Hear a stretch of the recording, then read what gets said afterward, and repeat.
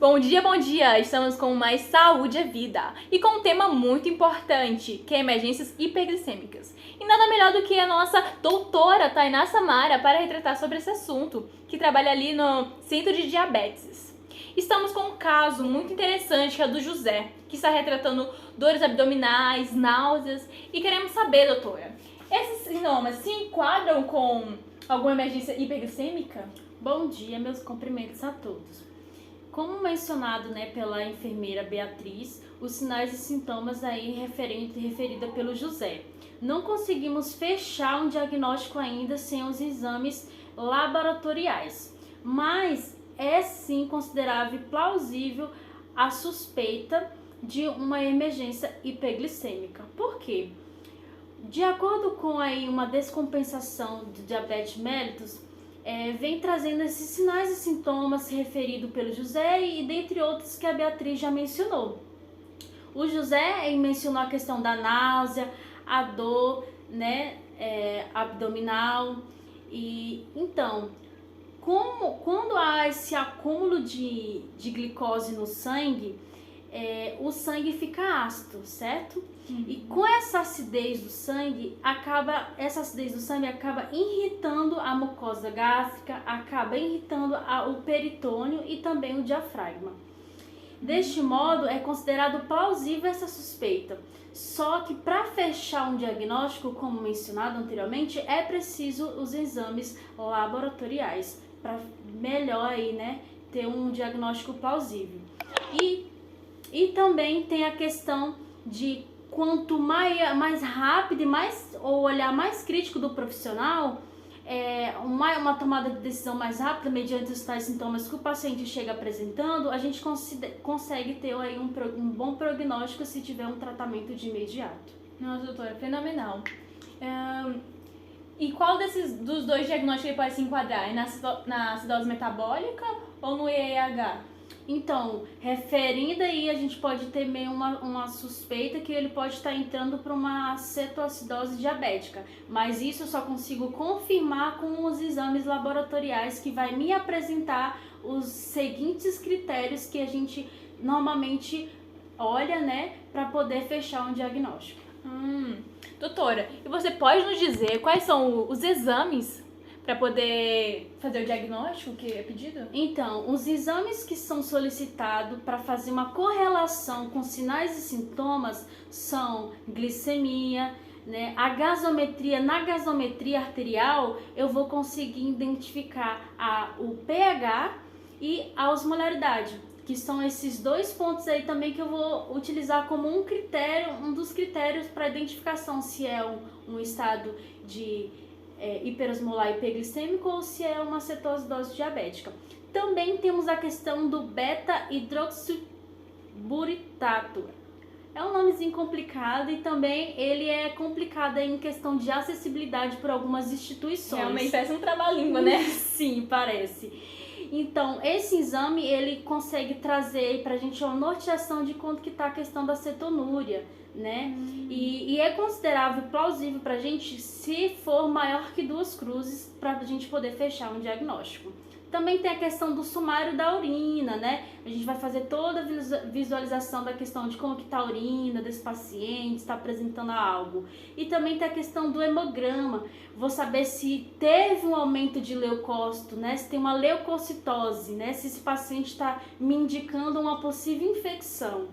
E também tem a questão dos eletrólitos. Uma coisa que a gente tem que chamar bastante atenção é para a questão do potássio, Não que a gente não vai olhar os outros critérios, que tem o sódio, cloro, magnésio, mas o potássio em essencial a gente tem que dar um olhar assim mais criterioso, mais ponderado para a questão do potássio, Também temos a questão dos exames que podem ser solicitados mediante a suspeita que o profissional tem, mediante os sinais e sintomas que o paciente esteja apresentando. Por exemplo, se o profissional está desconfiando de uma infecção no sistema nervoso central, ele vai pedir um exame aí de líquor, Se ele estiver desconfiando aí de um possível AVE ou uma possível encefalitite, a gente vai aí pedir aí a questão de uma tomografia, para ver como é que está essa questão. Ah, doutora, então quer dizer que as infecções, né, que nem você falou de pneumonia, itu, ABC, né, essas infecções são principais causas que desencadeiam, né, cetoacidose diabética. Mas tem outros fatores a mais que podem desencadear, né, e levar à cetose diabética? Tem, e uma das causas mais comuns é o paciente fazer uso de bebidas alcoólicas, né, ou um uso de algum tipo de droga, vai fazer ele entrar nesse quadro, né, nesse quadro clínico aí de cetoacidose. Também temos a questão que é considerada como se fosse número 1 a questão das infecções, né, como já mencionada, tuberculose e dentre outras infecções aqui na questão respiratória. E também o óbvio, né? Parar de tomar o medicamento. Se você não tomar insulina, também vai ter a concentração de glicose no sangue, né, doutora? Exatamente. Essa omissão da insulina, esses mencionados aqui são os fatores principiantes, né? Que o profissional também tem que dar um olhar assim mais valorizado para esses fatores, para a gente não só aí tratar aí a questão da cetoacidose, mas também tratar o fator principiante que está desencadeando essa descompensação aí do diabetes. Matar pela raiz, entendi.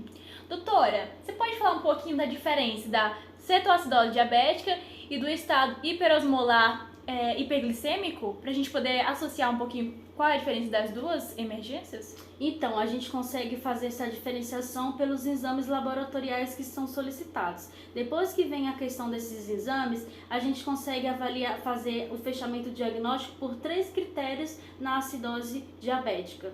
Se a glicose estiver maior que 250 milímetros por decilitro, já é um critério, né, que a gente utiliza. O seguinte critério seria a questão do pH. Se o pH estiver menor que 7,3, já é um segundo critério para mim e fechar o diagnóstico.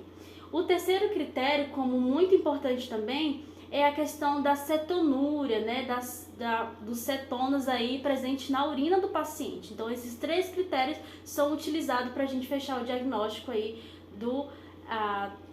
da CAD, né, que é cetoacidose diabética. Já na EH, que a gente chama, né, EHH, que é estado hiperosmolar de hiperglicêmico, vai ter aí um aumento dessa glicemia maior que 600, que a gente pode perceber que vai ser mais acentuado do que na cetoacidose diabética. E também temos a questão do pH. O pH vai estar maior que 7,3, diferente da cetoacidose, porque a cetoacidose é um pH mais baixo e já no estado hiperosmolar hiperglicêmico já vai ser um pH mais alto, né?